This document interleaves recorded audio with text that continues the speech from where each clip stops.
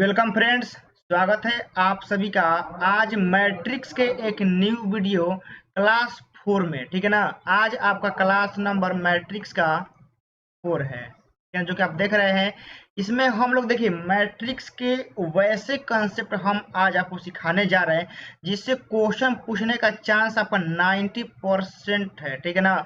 90% chance है कि यदि एग्जाम में आपका क्वेश्चन बनता है तो इसी कंसेप्ट से बनेगा। और देखिए जो आज का कंसेप्ट है ना, वो आप आज से जितना भी मैट्रिक्स का क्वेश्चन सॉल्व कीजिएगा उसमें आपको यह जरूरत मतलब इस कंसेप्ट का जरूरत होगा, एक तरह से कहेंगे। तो इसीलिए सबसे पहले क्या कीजिए ना कि ध्यान से माइंड कंसंट्रेट करके इस कंसेप्ट को सीखने के लिए तैयार हो जाइए। तो चलिए बिना समय का आपका देरी करते हुए चलते हैं उसी कंसेप्ट। तो चलिए हम यहाँ से जो देखिए जो पार्ट नंबर 3 था उसमें हम लोग क्या किए थे कि मैट्रिक्स का जितना प्रकार होता है लगभग देख लिए थे।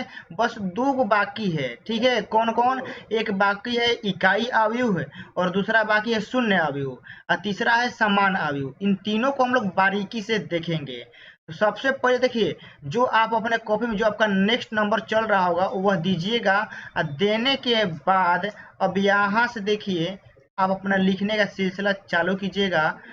तत्समक अवयव, ठीक है ना। कौन अवयव? तत्समक अवयव, तत्समक अवयव, ठीक है ना। तत्समक अवयव, इसको देखिए, इसका नाम एक होता है और क्या? इकाई अवयव। इसका एक नाम भी होता है क्या? इकाई अवयव इसका नाम होता है। और इसका जो इंग्लिश होता है ना, इंग्लिश नोट कर लीजिएगा। इसका जो इंग्लिश है वह होता है आइडेंटिटी मैट्रिक्स। आइडेंटिटी मैट्रिक्स, इकाई अवयव। देखिए अब आप लोग सोच रहे हो कि इसको मतलब कैसे लर्न करेंगे, कैसे याद करेंगे। देखिए याद इसको करना नहीं है, क्योंकि इतना बार इससे आपको मुलाकात होगा ना कि काफी है उतना याद करने के लिए। ठीक है ना। तो सबसे पहले देखिए क्या करते हैं, कुछ आपको यहाँ से बता देते हैं कि इसको संकेत में, ठीक है ना, संकेत में इसको हम लोग आई से करते हैं सूचित। ठीक है ना, आई से, बस इतना जानिए कि आई से करते हैं। और क्या क्या होता है सब समझिए यहाँ पे। इकाई अवयव, ठीक है ना, यहाँ से लिख रहा हूँ इकाई अवयव। इकाई अवयव देखिए जो आपका होता है ना, यह एक विकर्ण अवयव होता है। ठीक है ना। इकाई अवयव एक विकर्ण अवयव होता है। इकाई अवयव एक क्या होता है? विकर्ण अवयव होता है, जो कि हमने आपको पिछले वीडियो में बता दिया है कि विकर्ण अवयव क्या होता है। तो इकाई अवयव क्या होता है? एक विकर्ण अवयव होता है जिसके जिसके ठीक है ना, जिसके मुख्य विकर्ण के अवयव, जिसके मुख्य विकर्ण के अवयव, मुख्य विकर्ण के अवयव हमेशा एक होंगे। ठीक है ना। यानी एक प्रकार के आप लोग अदिश अवयव कह सकते हैं। अदिश अवयव में क्या होता है कि प्रत्येक अवयव मत जो होता है विकर्ण का, मुख्य विकर्ण का, वह समान होना चाहिए। लेकिन अब तत्समक अवयव क्या होता है? समान तो होना ही चाहिए, लेकिन वो उसका एक फिक्स वैल्यू होना चाहिए। क्या होना चाहिए? वह एक के जैसे। समझिए यहाँ पे यदि हम एग्जाम्पल यहाँ पे लिखते हैं कि कोई अवयव ए है, ठीक है ना, यहाँ 1001।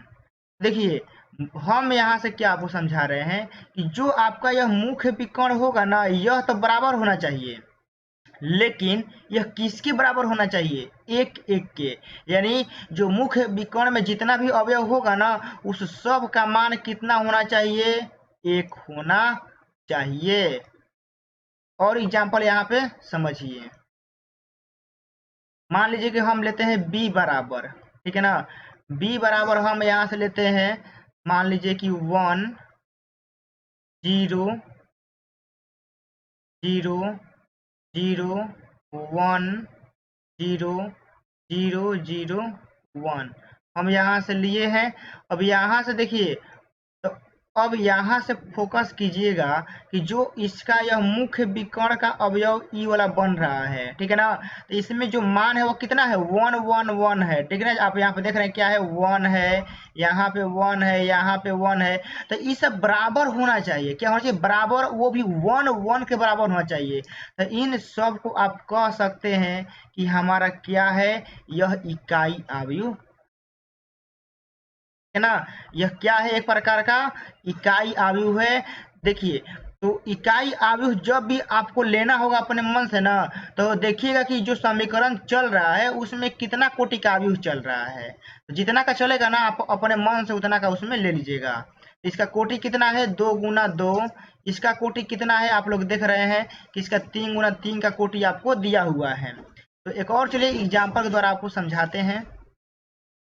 एग्जाम्पल यहाँ से आप लोग नोट कीजिए। देखिए, इकाई आव्यूह को ऐसे भी आप लोग लिख सकते हैं, 1 को, ठीक है ना। 1 गुना 1 कोटि का भी आप लोग इसको इकाई आव्यूह कह सकते हैं।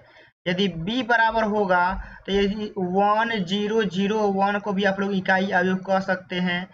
c बराबर यदि होता है क्या, 1 0 0 0 1 0 0 0 1, तो इसको भी आप लोग इकाई आव्यूह कह सकते हैं। तीनों देखिए, फर्स्ट कोटि मतलब 1 गुना 1, 2 गुना 2 और 3 गुना 3, जो तीनों कोटि का लिखे हैं ना, तीनों एक प्रकार का इकाई आव्यूह है।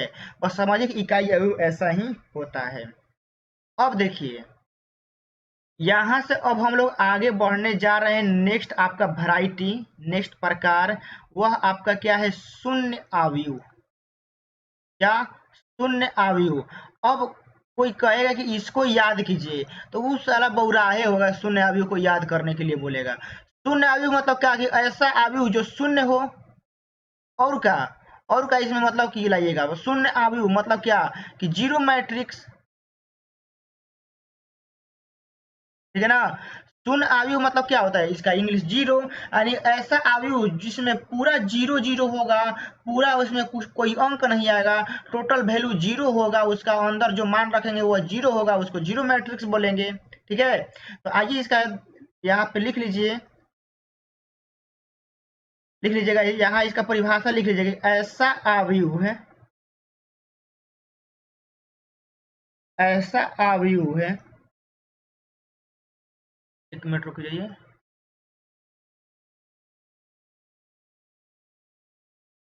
ऐसा आव्यूह है जिसके प्रत्येक अवयव, ठीक है ना, जिसके प्रत्येक अवयव क्या हो, शून्य हो।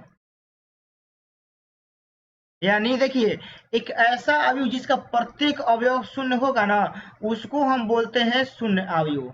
यहाँ लिख लीजिए, उसको हम लोग शून्य अवयव कहते हैं।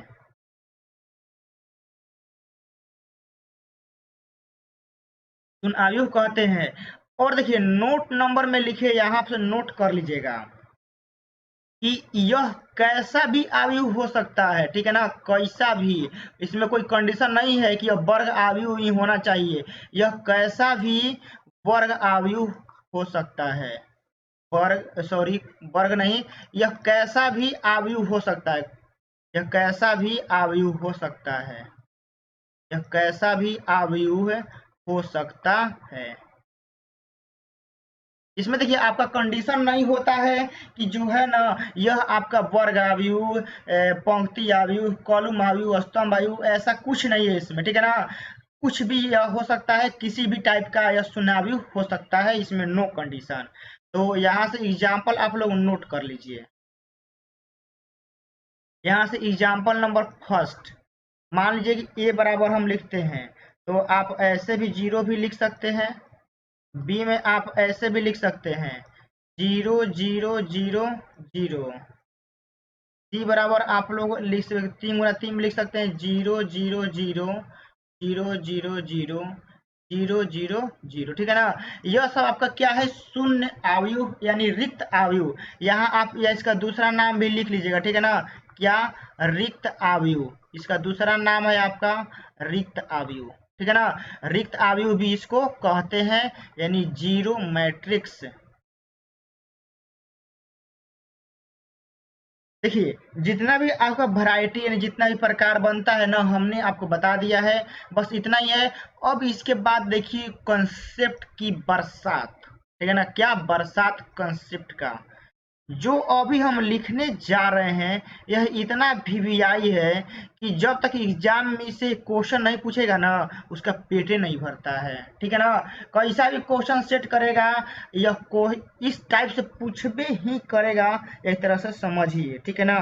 अब क्या कहना चाहते हैं समझिए, समान आयु, ठीक है ना, क्या समान आयु। आप लोग सोच रहे हैं क्या यह ऐसा मतलब की है कि इससे क्वेश्चन बनबे करेगा? बिल्कुल बनना ही है। अब की बार 2023 में आप लोग एग्जाम देंगे तो 23 में का जो पिछले साल के जो आप लोग के भाई बहन एग्जाम दिए हैं, उनसे जरा पूछिए कि आया है कि नहीं। समान आयु से क्वेश्चन अबे करता है 100%, और आगे भी आता रहेगा। अब देखिए शून्य आयु, सॉरी, समान आयु किसको कहते हैं समझिएगा। यहाँ एक ए नंबर में समान आयु, आयु है यानी क्या समान होगा। तो समान कब होगा? जब उसका कोटि इससे मैच करेगा, उसका पूरा अवयव इससे मैच करेगा, तो हमारा समान आयु कहलाएगा। यानी यहाँ लिख लीजिएगा कि उनकी कोटियां समान होगी, उनकी कोटियां समान होगी। कोटिया, कोटिया बोले तो ऑर्डर, उनका ऑर्डर जो होगा वह क्या होगा, उनकी कोटिया यानी ऑर्डर समान होनी चाहिए, समान होनी चाहिए। हो गया। बी नंबर में आप लोग क्या नोट कीजिएगा कि जो प्रत्येक अवयव है ना, वह बराबर होना चाहिए उसके, ठीक है ना। कैसे देखिए, ए का प्रत्येक अवयव, ए का प्रत्येक अवयव जो होगा वह बी के संगत अवयव के समान होना चाहिए। ए का प्रत्येक अवयव बी के प्रत्येक संगत अवयव के समान होना चाहिए, ठीक है ना। यानी कहने का मतलब क्या है समझिएगा जरा। यहाँ से देखिए, यदि कोई ए आई जे है ना, वो पूरा बी आई जे के आपका क्या होना चाहिए, बराबर होना चाहिए, ठीक है। यहाँ से अब देखिए हम क्या कहना चाहते हैं, ठीक है ना, यहाँ से नोट कीजिएगा। यदि मान लीजिए कोई ए आयु है, ठीक है ना, ए आयु, यहाँ कुछ लिखे हैं, मान लीजिए कि 1 लिखे हैं, यहाँ 3, यहाँ 5, यहाँ 4, यहाँ हम लिखे हैं बी, यहाँ हम लिखे हैं एक्स, यहाँ 3, यहाँ 5, यहाँ लिखे हैं हम वाई लिखे हैं, ठीक है ना। यदि क्वेश्चन में बोलता है कि आपका ए बराबर बी है, ठीक है ना, ध्यान से समझिएगा, ठीक है ना, क्योंकि एक ही एग्जाम्पल में आप समझ जाइएगा। आपका यहाँ ए का भी मान आप लोग देख रहे हैं कि हमने लिखा है कुछ अपने मन से, बी का मान भी हम अपने मन से लिखे हैं, लेकिन यहाँ पे एक्स और यहाँ पे वाई लिखे हैं। यदि क्वेश्चन में बोलता है कि आपका ए बराबर बी है, तो ए बराबर बी कहने का मतलब क्या है कि ए हमारा अवयव है और बी भी हमारा अवयव है, बराबर है। तो बराबर है तो ऐसे जरा लिखिएगा, 1 3 5 4 आप लोग लिख देंगे, ठीक है ना, क्योंकि आप लोग बहुत होशियार हैं। उसके बाद क्या कीजिएगा कि यहाँ x, यहाँ 3, यहाँ 5 और यहाँ पे आप क्या लिखेंगे, y लिखेंगे। लिखने के बाद अब देखिए क्या है कि इसका कोटि कितना है, 2 गुना 2, इसका कोटि कितना है, 2 गुना 2। तो पहले आपको एक ही पहले स्टेप में क्या करना है कि कोटिया चेक करना है, ठीक है ना। क्या कि कोटि चेक करना है, क्या कोटि सच में बराबर है। हाँ तो भैया हमको दिख रहा है कि 2 गुना 2 है, इसमें भी कितना है, 2 गुना 2 है, यानी आपस में क्या है, कोटि का मान बराबर है। बराबर होने के बाद दूसरा स्टेप क्या कहता है कि जो यहाँ पे 1 होगा वह यहाँ पे होना चाहिए। तो x का मान कितना होना चाहिए जी? 1। यानी यहाँ पे देखिए यह 1 है और यहाँ पे x है, तो दोनों का मान आपस में बराबर होना चाहिए। तो x का मान कितना के बराबर होना चाहिए? 1। यहाँ पे देखिए 3 दिया हुआ है और यहाँ पे क्या है? 3 है, बराबर है, चल जाएगा। यहाँ पे क्या है? 5, यहाँ पे क्या है? 5, बराबर है, ठीक है, सही बोला है। यहाँ पे 4 है, यहाँ पे y है, तो y का मान कितना होना चाहिए जी? 4 होना चाहिए, तभी ना कहेंगे। तो फाइनली हमारा जो x का मान 1 आ गया, y का मान 4 आ गया। तो वही हम समझाना चाहते हैं कि मान लीजिए कि कोई अवयव आपका a बराबर यहाँ पे आपका aij है, ठीक है ना, इसका कोटि है m गुना n, ठीक है ना, और कोई अवयव b है तो इसके अंदर कितना होगा? bij होगा, और इसका हम कोटि मान लेते हैं p गुना, मतलब p गुना q है। तो पहला कंसेप्ट क्या कहता है कि m गुना n जो है वह p गुना q एकदम इक्वल होना चाहिए, ठीक है ना, एकदम इक्वल, सेम टू सेम। जो यहाँ पे m होगा वहां पे p होना चाहिए, जो n है यहाँ पे q होना चाहिए। दूसरा क्या कहता है कि जो aij का मान इसमें होगा उसी में bij के मान के बराबर होना चाहिए, सेम टू सेम बराबर होना चाहिए। तो समान अवयव का इतना डिफिनेशन, इतना शानदार एक्सप्लेनेशन आपके माइंड में सेट हो गया होगा, ठीक है ना, इतना उम्मीद करते हैं। तो अब जरा क्वेश्चन को देख लेते हैं, ठीक है ना, कि क्वेश्चन किस तरह बनाएंगे। तो एक बार इसको नोट कीजिए, आते हैं क्वेश्चन पे। यहाँ पे देखिए हम क्वेश्चन लिखते हैं और आप लोग नोट कर लिए होंगे, जहां तक उम्मीद है कि आप लोग नोट करके अब उस क्वेश्चन को तबाह करने के लिए तैयार हो गए होंगे। तो चलिए एक क्वेश्चन हम लिखते हैं, आपके एनसीईआरटी का है, ठीक है ना। यहाँ दिया गया है, देखिए एनसीईआरटी में क्वेश्चन है, एग्जाम्पल का ही है। यहाँ एक्स वाई जेड दिया हुआ है, यही मान लीजिए ना, यही एक्स वाई जेड। एनसीईआरटी का हम कुछ क्वेश्चन चेंज कर दिए हैं। यहाँ 1 है, यहाँ 3 है, यहाँ 5 है, सिंपल सा, ठीक है ना। क्या है यहाँ पे? इधर हम एक्स वाई जेड लिखे हैं, इधर 1 3 5 लिखे हैं। तो इसका कोटि कितना? कोटि क्या होता है? रो गुना कॉलम। तो रो कितना है जी? 3 है, कॉलम कितना है? 1 है, तो 3 गुना 1। इसमें भी कितना है? 3 गुना 1। तो जरा चेक कीजिए तो 3 गुना 1 3 गुना 1 बराबर है। हाँ, तो कहाँ कुछ अलग है, सही है। अब सही है तो इसका अवयव के मान भी बराबर होना चाहिए। तो यहाँ पे क्या है? x, यहाँ पे क्या है? 1। तो यहाँ से कंसेप्ट कहता है कि x का मान 1 होना चाहिए आपका। यहाँ क्या है? y है, यहाँ क्या है? 3 है, तो y का मान कितना होना चाहिए जी? 3 होना चाहिए, तभी ना बराबर होगा। यहाँ पे क्या है? z है, यहाँ पे क्या है? 5 है, तो z का मान कितना होना चाहिए जी? 5। सिंपल। अरे देखिए, जो मतलब जिस स्थान पे बैठा है ना, तो दूसरे अवयव में भी वह स्थान खोजिए, अब बस वहां के अवयव का बराबर करके मान आप लोग निकाल लीजिए और आपका क्या हो जाएगा? वही राइट आंसर हो जाएगा। यहाँ से चलते हैं, एक और क्वेश्चन हम लोग देखते हैं। मान लीजिए कि हम यहाँ से क्वेश्चन एक लेते हैं, रुकिए, आपके एनसीईआरटी का ही हम क्वेश्चन लेते हैं। यहाँ दिया हुआ है x है और यहाँ पे y है, यहाँ पे आपका z है, यहाँ पे आपका a है, यहाँ पे आपका b है, यहाँ पे c है। यह आगे हो गया। अब इसके बाद देखिए क्या है कि इसके अंदर कुछ मान दिया है, -1.5, 0, 2, 6, 3 और 2, यह दिया हुआ है।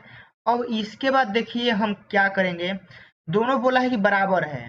तो बराबर देखिए, सबसे पहले बराबर तो हम पहले कोटि चेक करेंगे ना, कोटि बराबर है कि नहीं। तो इसमें देखिए क्या है कि first row, second row, third row, यानी कितना रो है? 3 गो।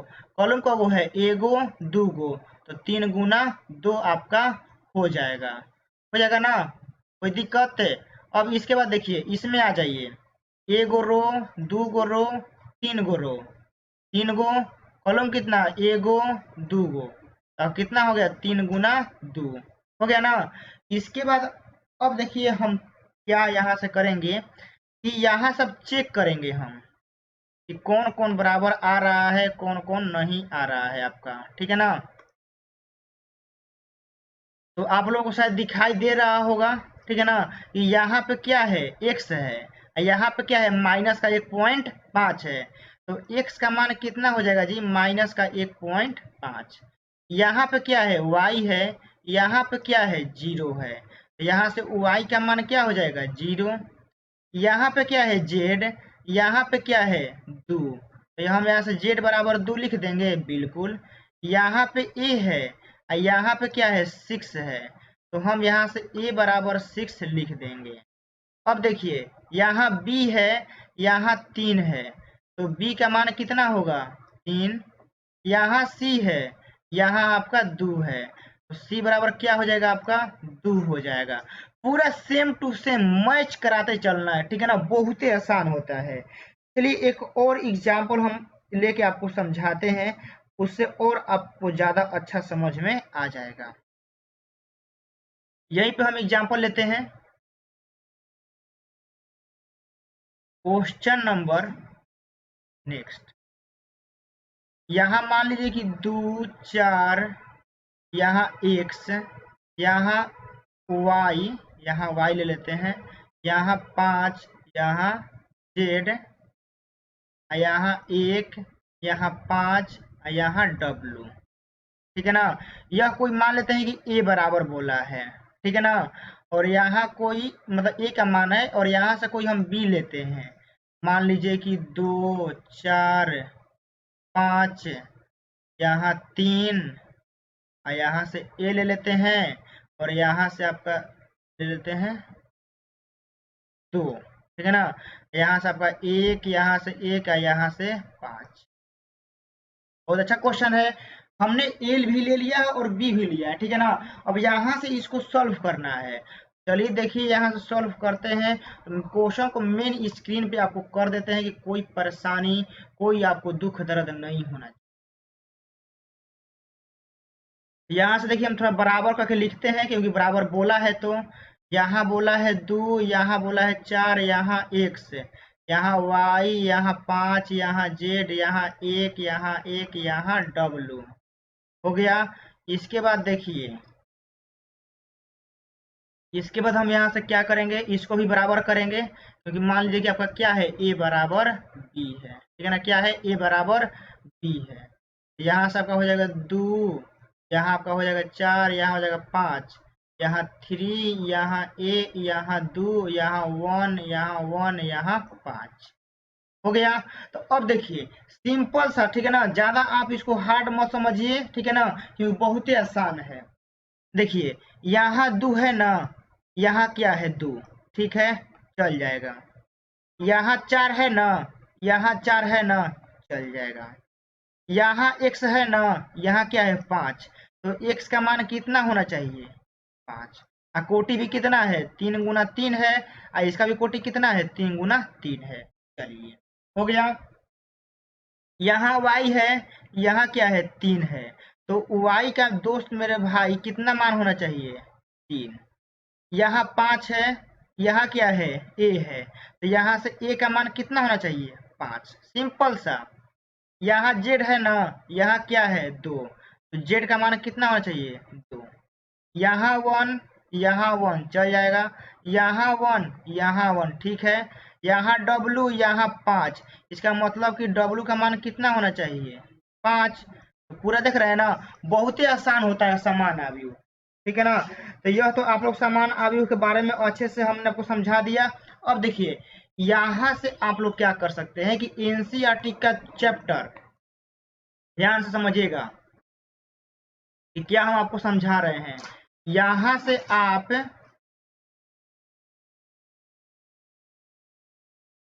रुकिए 1 मिनट, ज्यादा ही काम कर रहा है।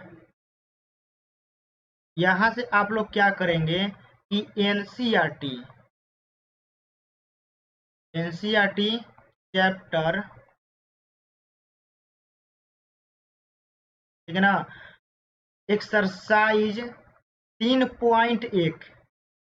3.1 आपसे बन जाएगा, ठीक है ना। क्या होगा, आपसे बन जाएगा 100%। आप लोग कोशिश तो कीजिएगा, 3.1 आपसे 100% बनेगा। अब देखिए 3.1 का पूरा, ठीक है ना, इसका पूरा ओनली जो होता है ना कॉन्सेप्ट 3.1 का हमने आपको बता दिया है A to Z। 3.1 का पूरा कॉन्सेप्ट आपका हो गया है। आप अपने घर से बनाइएगा, और तब तक आपसे नहीं बनता है तो हम आपको बना कर जरूर बताएंगे, लेकिन अपने से कोशिश करना है, ठीक है ना। अपने से एक बार ट्राई कीजिएगा कि हाँ कैसे कैसे, मतलब आप लोग बनाइएगा, कहने का मतलब, ठीक है ना। सिंपल सा कहने का मतलब आप लोग बनाइएगा अपने से, और जरूर आप लोगों से बनेगा। और जहां पे आप लोगों से मिस्टेक होता है ना, जो हम वीडियो अब डालेंगे सोल्यूशन एनसेट चैप्टर 3.1 का, तो वहां से आप लोग देख लीजिएगा और अपना गलती सुधारिएगा, ठीक है ना। लेकिन एक बार ट्राई जरूर अपने मन से कीजिएगा। तो चलिए मिलते हैं पर्सनावली 3.1 के सोल्यूशन में, ठीक है ना। आप लोग अच्छे से पढ़िएगा, अच्छे से मेहनत कीजिए, आपका रिजल्ट बहुत ही अच्छा अब की बार मतलब कि होने वाला है, वहाँ धुआं धुआं कर दीजिएगा।